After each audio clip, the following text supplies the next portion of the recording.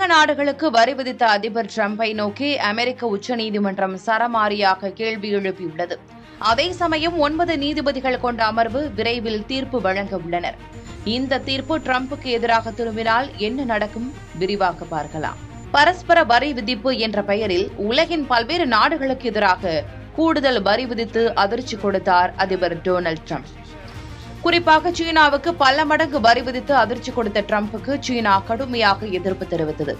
பிறகு பல்வேறு கட்ட பேச்சுவார்த்தைக்கு பிறகு மீண்டும் வரியை குறைத்தார். அதேபோல இந்திய பொருட்களுக்கும் ஏற்கனவே 25 விழுக்காடு வரி விதித்த டிரம்ப் ரஷ்யாவிடமிருந்து எண்ணெய் வாங்குவதை காரணம் காட்டி கூடுதலாக 25 விழுக்காடு வரியை விதித்து 50 விழுக்காடாக உயர்த்தினார். அமெரிக்க அதிபர் டிரம்பின் நடவடிக்கைகளால் அமெரிக்காவுக்கான இறக்குமதி பாதிக்கப்படும். அதேபோல உள்நாட்டில் விற்பனை செய்யப்படும் பொருட்களின் விலை உயரும் என்று அமெரிக்க மக்கள் கடும் எதிர்ப்பு தெரிவித்தனர்.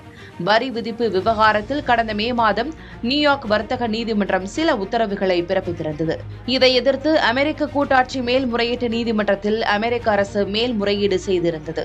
இந்த வழக்கை விசாரித்த மேல்முறையீட்டு நீதிமன்றம் உலகில் உள்ள ஒவ்வொரு நாட்டுக்கு எதிராகவும் அதிபர் டிரம்ப் அதிக வரிகளை விதித்துள்ளார் என்றும், டிரம்பின் பெரும்பாலான வரி விதிப்புகள் சட்டவிரோதமானவை, உடனடியாக கூடுதல் வரி விதிப்பை நீக்க வேண்டும் என உத்தரவிட்டிருந்தது.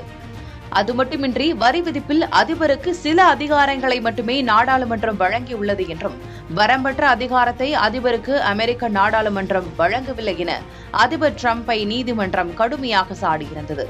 அதே நேரம் மேல்முறையீடு செய்ய கால அவகாசம் வழங்கியது. பின்னர் அமெரிக்க உச்சநீதிமன்றத்தை நாடினார் டிரம்ப். இந்த நிலையில் உலக நாடுகள் மீது கடுமையான வரிகளை விதித்துள்ள அமெரிக்க அதிபர் டிரம்பின் நடவடிக்கையில் பல்வேறு கேள்விகளையும் சந்தேகங்களையும் எழுப்பியுள்ளது அமெரிக்க உச்சநீதிமன்றம்.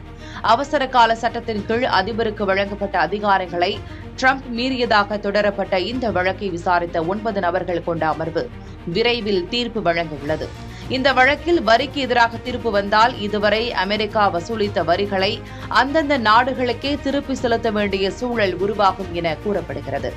மேற்கூறிய சட்டங்களுக்கு கீழ் வரி விதிக்க முடியாது என்றாலும் டிரம்ப் அரசு வேறு சட்டங்களின் வழியே உலக நாடுகளின் மீது வரிகளை தொடர்ந்து விதிக்கும் என்றும், அதற்கான நடவடிக்கையில் அதிகாரிகள் ஈடுபட்டு வருவதாகவும் தகவல் வெளியாகியுள்ளது.